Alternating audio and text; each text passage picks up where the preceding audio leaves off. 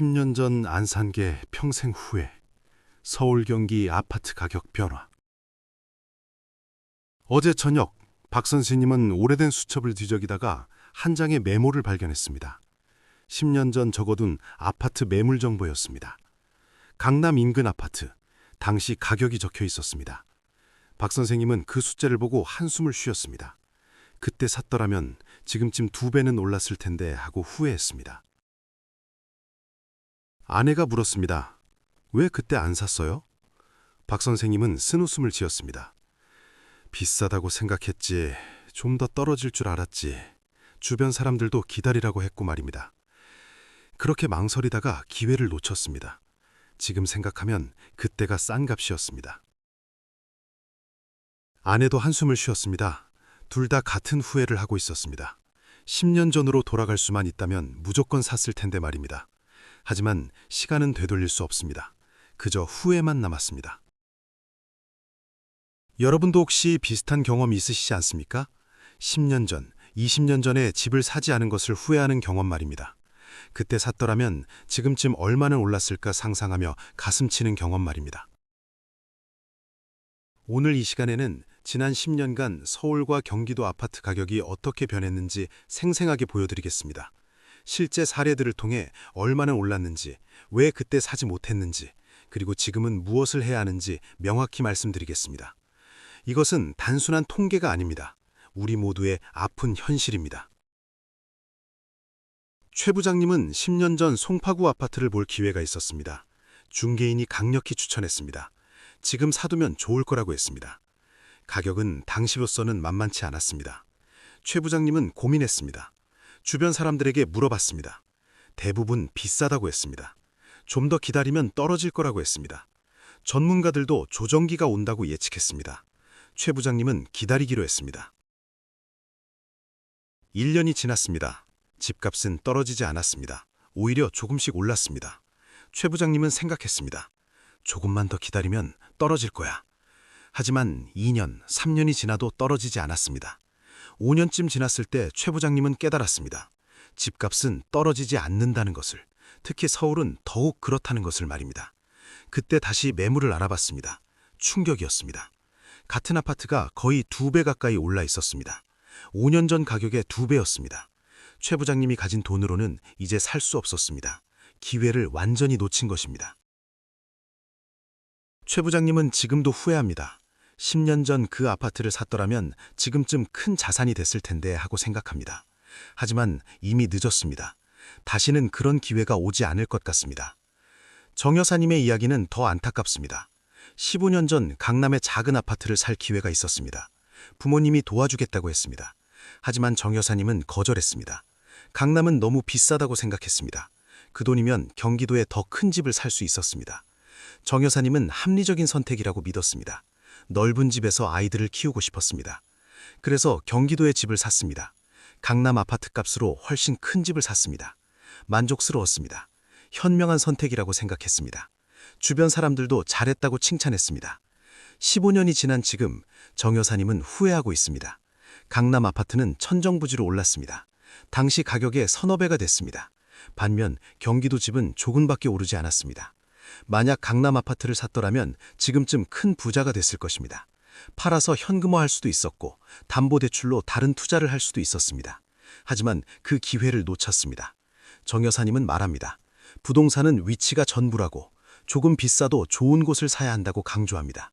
자기 경험을 통해 배운 값비싼 교훈입니다. 강 선생님은 10년 전 분당을 봤습니다.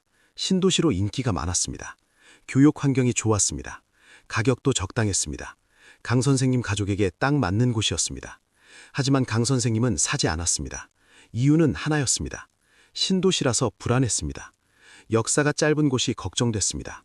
나중에 가치가 떨어질까봐 두려웠습니다. 대신 서울 외곽의 오래된 아파트를 샀습니다. 역사가 있는 곳이 안전하다고 생각했습니다.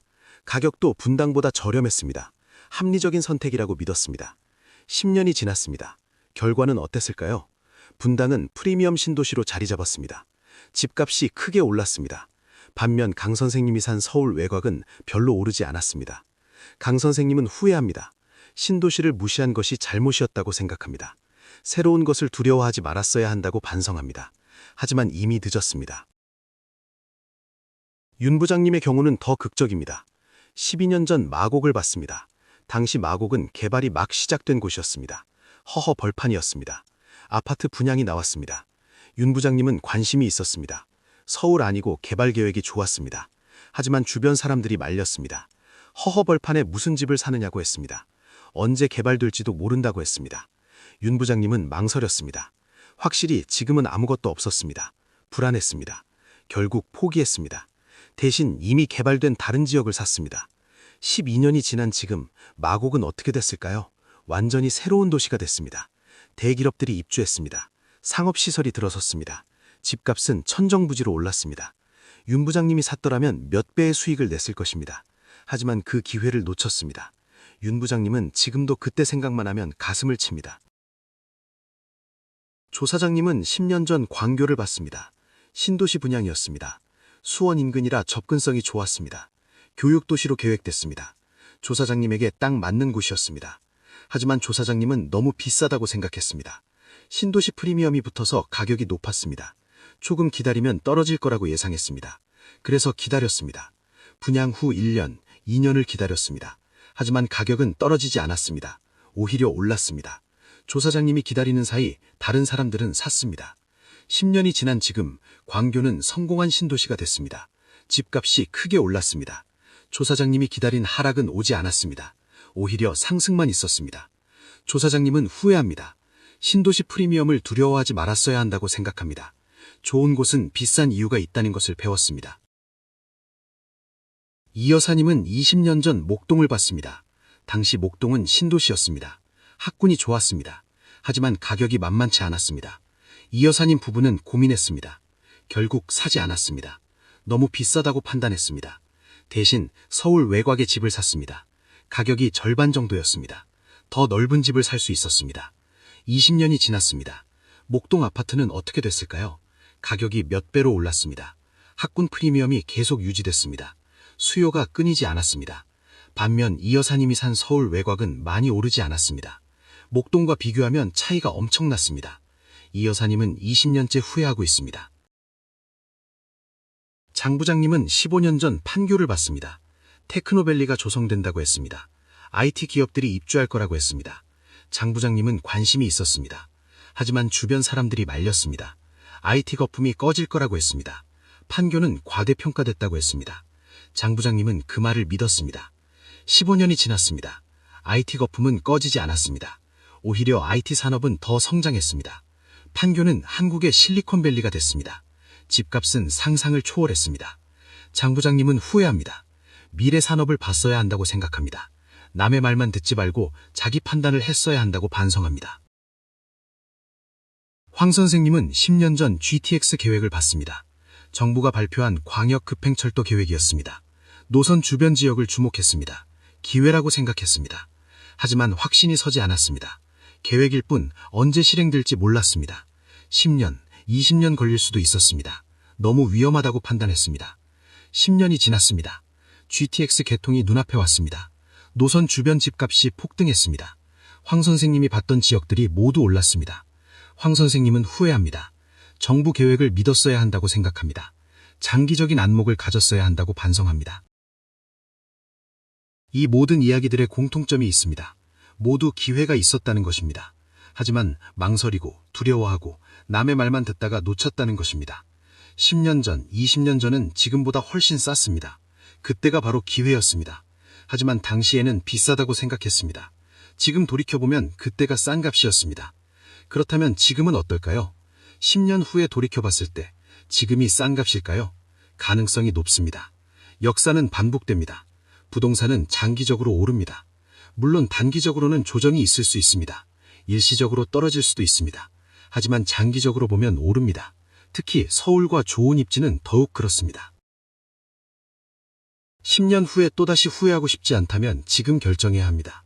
더 이상 망설이지 말아야 합니다. 물론 신중해야 합니다. 하지만 영원히 기다릴 수는 없습니다. 능력 범위 내에서 최선의 선택을 해야 합니다. 완벽한 타이밍을 기다리다간 영영 기회를 놓칩니다. 지금이 완벽하지 않아도 시작해야 합니다. 위치가 중요합니다. 조금 비싸도 좋은 곳을 사야 합니다.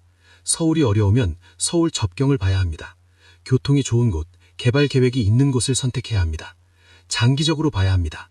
2, 3년이 아니라 10년, 20년을 보고 투자해야 합니다. 그래야 후회하지 않습니다. 남의 말에 휘둘리지 말아야 합니다. 모두가 비싸다고 할 때가 오히려 기회일 수 있습니다. 자기 판단을 믿어야 합니다. 10년 전 사지 않은 것을 후회하는 대신 지금 행동해야 합니다. 10년 후에 또 후회하지 않으려면 말입니다. 오늘 이 이야기가 여러분에게 교훈이 되었기를 바랍니다. 과거는 바꿀 수 없지만 미래는 만들 수 있습니다. 이 영상이 도움이 되셨다면 구독과 좋아요 부탁드립니다. 여러분의 관심이 더 값진 정보를 만드는 힘이 됩니다. 댓글로 여러분의 후회와 다짐을 나눠주시면 함께 배우고 성장하겠습니다. 현명한 결정으로 후회 없는 미래를 만드시길 바랍니다. 감사합니다.